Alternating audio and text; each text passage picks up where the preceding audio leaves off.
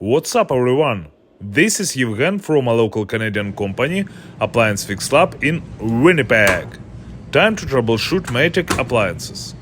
Today's video is about repairing and servicing a Maytag dryer in the Charleswood area of Winnipeg. Today I will show you how to diagnose and repair a dryer step by step. Don't worry, it will take us no more than 5 minutes. Let's go!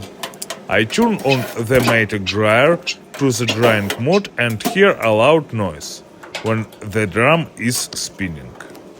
There are the following reasons why the dryer may make an extraneous noise: worn rollers, tensioner or motor, damaged drum, impeller or belt. To identify the exact cause of the noise, I disassemble the dryer. Having removed the drum, I gain access to the rollers, motor and tensioner. After visual inspecting all the components, I found that the rollers that rotate the drum are worn out and need to be replaced. I replace the rollers and clean the dryer from the accumulated lint, and I also clean the vent line. After replacing the rollers and cleaning, I assemble the dryer and start the drying cycle. Success! The Maytag dryer works without extraneous noise and is ready for further use. It's time to say goodbye.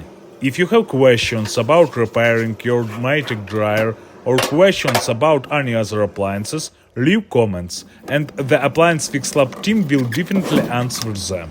So, I advise you to click the subscribe button right now, so as not to miss the next fascinating and informative series of video reviews on the maintenance of appliances in the Canadian city of Winnipeg.